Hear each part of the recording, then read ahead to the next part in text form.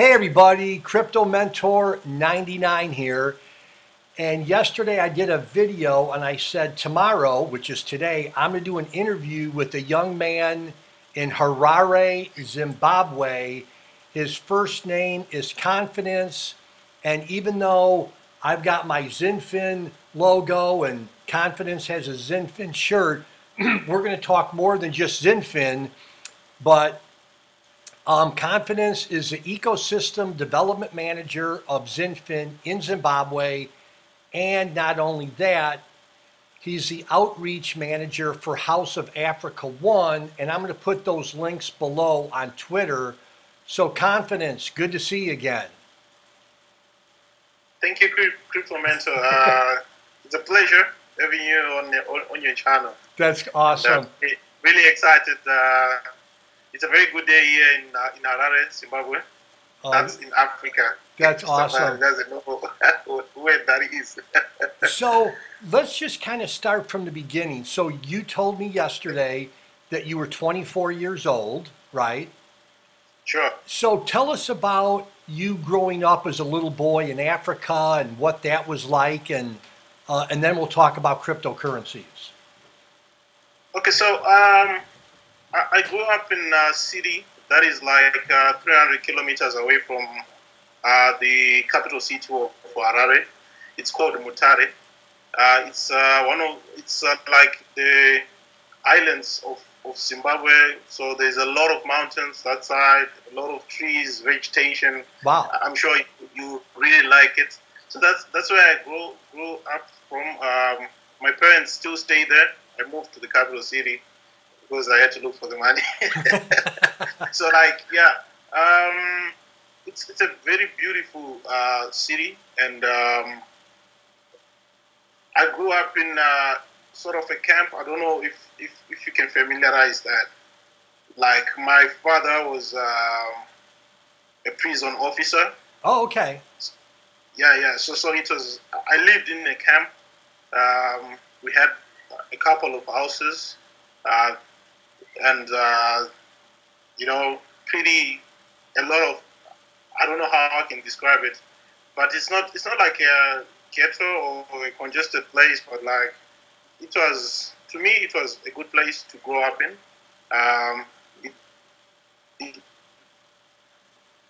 Taught lessons. We stayed at a farm, so I'm good at farming also. Wow. Okay.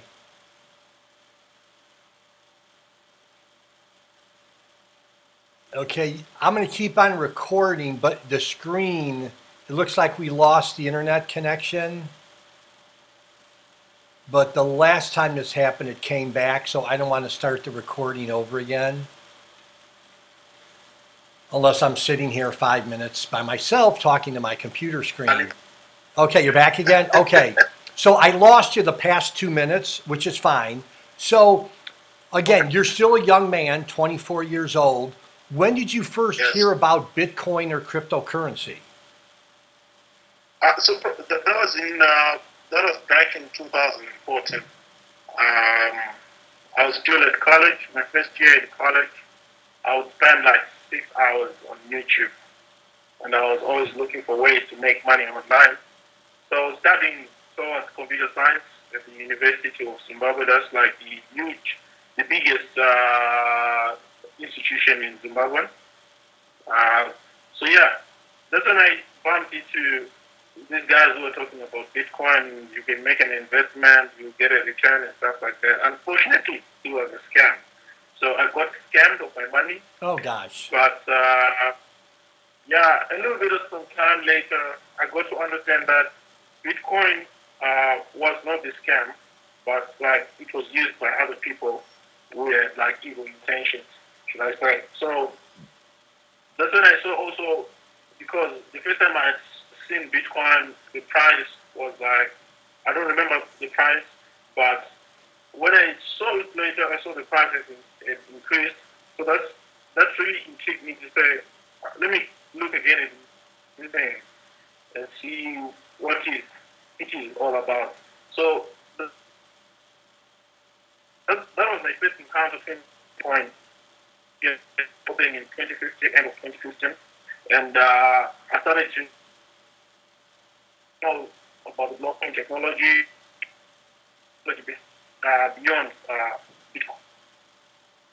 Interesting. Bitcoin. So I was working blockchain space in Bitcoin. Okay.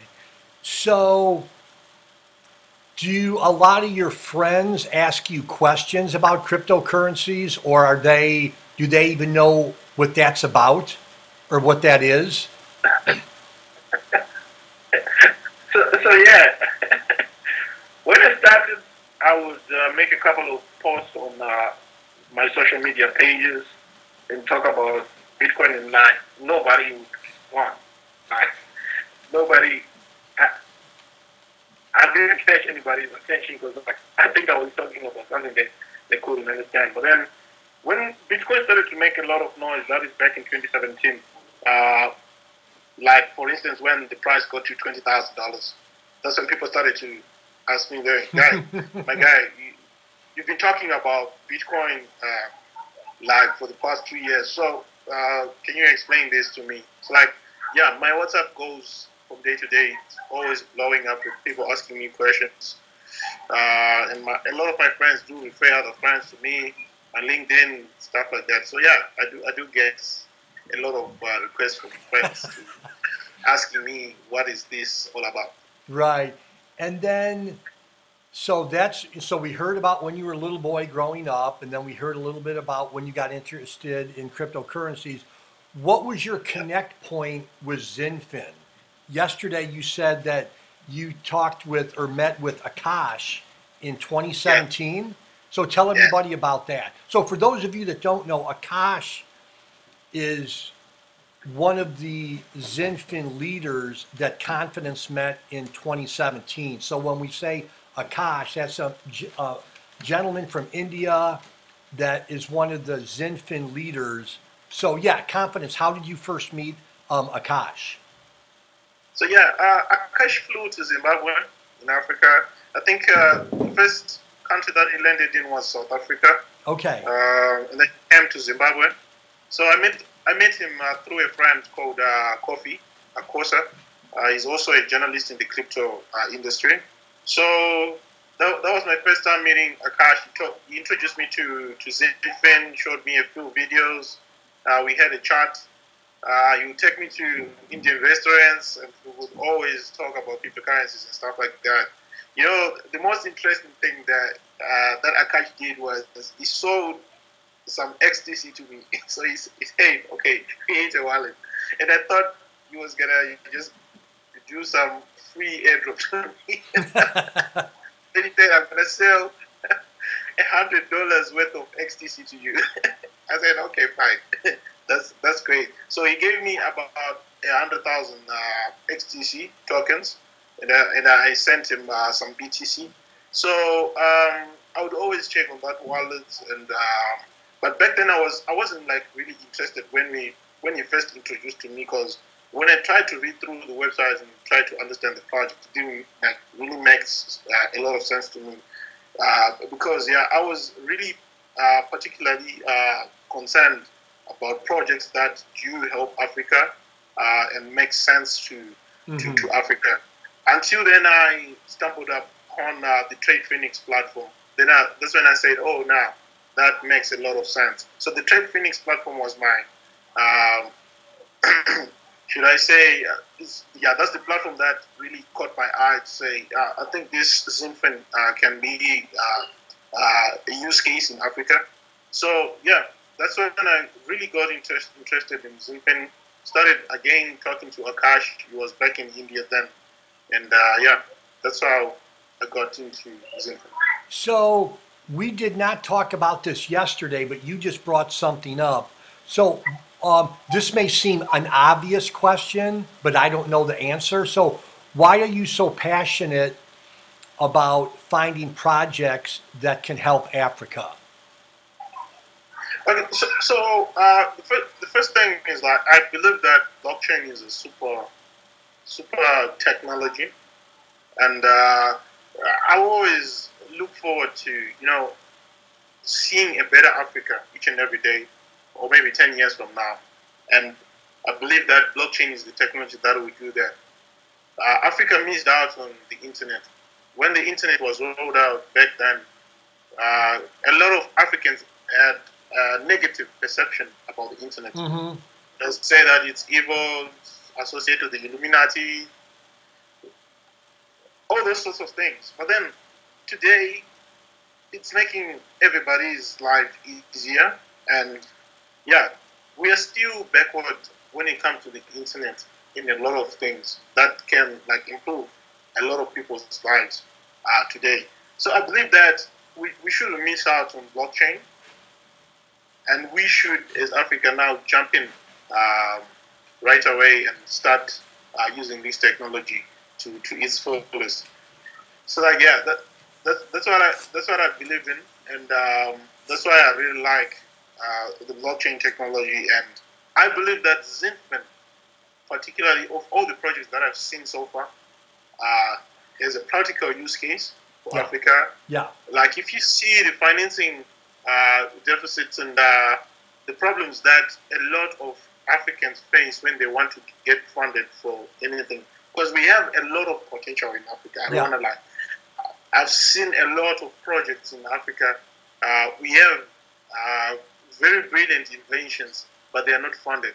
Somebody's dreams, they'll die down and they'll never get to fully see what they dream of just because somebody doesn't believe in them, or just because probably they are Africans, you know. So I believe that through the blockchain, which is a super technology to me, all these things will get solved and Africa will progress. Yeah, so let's back up a little bit because you said something very important a couple minutes ago, that if someone's watching this video for the first time about XinFin, they may not know about TradeFinix. So Yes. do you want, I mean, I know what it is, but in your own words, could you tell why TradeFinix is so important for someone like you? Because it takes out the middleman and it reduces Yes. the cost for projects. Could you help our viewers understand that confidence? Okay, so I think it's also important to mention the old way that uh, business operates today. Um, so basically, if I want to start a project, let's say I want to have a solar plant in uh, my nation, in Zimbabwe, um, and it's something that is promising to me. If I am to pitch to somebody who's probably not in Zimbabwe, so an investor who's outside of Zimbabwe, they would take like a year probably for me to get that funding, right? So, and it takes a lot of resources and time, Yeah. which is not like really necessary because at the end of the day, what you want to do is to achieve the end goal, which is setting up that solar fund that will help millions of people. So, Trade Phoenix solves all of these problems by minimizing the time that is taken for a project to submit its proposal and to getting the funding. And also, it makes it super easy uh, for any project to be managed because of the use of IoT devices that will monitor the progress of the project. Because yeah, in some instances, somebody can say, "I want some money," or "I want some financing," should I say, and then they will not do anything after getting those funds. So I believe that it's a platform that brings also uh, financiers, beneficiary, and also the suppliers Yeah. so that whenever you want to do something, you have everything in one place. You don't have to go from this place to the other place, which also takes a lot of time. So yeah, it's a good platform from what I think, and it can solve and save a lot of time, save a lot of money and resources. Yeah, and I'm just for everybody watching, I'm going to put, I know I said this at the beginning, I'm going to put all of Confidence's links in the description box below this video. And I'm also going to put a link to a TradeFinix video. So Confidence. Let's kind of switch gears a little bit. Tell everybody, and we talked about this yesterday during the pre-interview, and I said, hey, we got to do a video tomorrow, which is now. Yes. Tell everybody your responsibilities as the outreach manager for House of Africa One. Like, what is that? Tell everybody what that's about. Okay, to begin with, House Africa is a real estate platform that is built on the blockchain, and the real estate industry in Africa is a really huge industry, and it's booming. And whenever there is a lot of money, you do attract a lot of scammers. So here in Africa, we have a lot of scams, hoaxes, and unfortunately, there are people who are unsuspecting that get to be victims of these types of people who tend to scam people. So, like, we saw that as a problem initially because we were running an exchange. We said, okay, let's create a token for our exchange, and then in discussing, we said, why should we do that? We don't think that in Africa it will be applicable. Let's look for something that will solve a problem for Africa. Yeah. So that's when we came up with this real estate blockchain platform. So, like, we are aiming to, number one, create, or rather, should I say, build affordable housing for Africans, because right now the housing deficit in Africa is really huge. I don't want to lie. It's about what, billions of houses that need to be built in Africa so that everybody can afford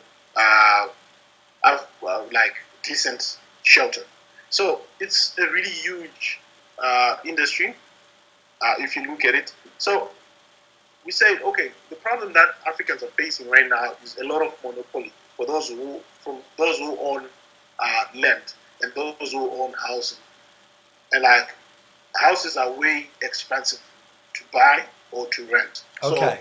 So we're just gonna create a model where we will have affordable housing. Let's say for somebody who, like me, if I just finished college, I don't really need a huge house for me to live.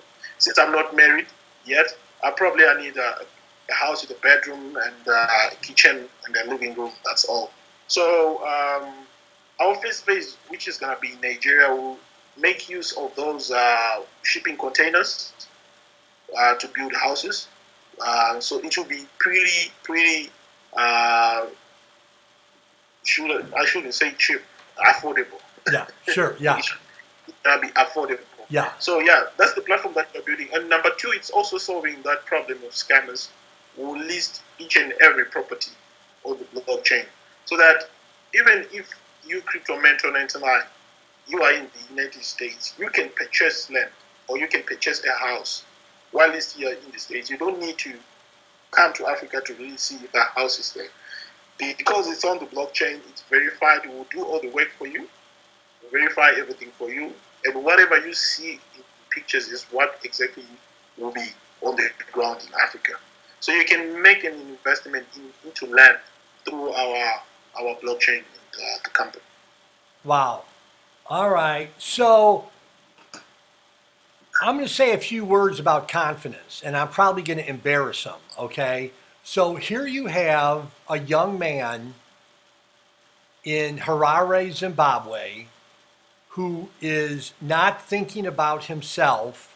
He's not thinking about how can I get a big house? How can I get a big car? His first idea or his first thought is to, through House Africa One, which I'm going to put the link below, is to help his country, not only Zimbabwe, but to help all of Africa with housing.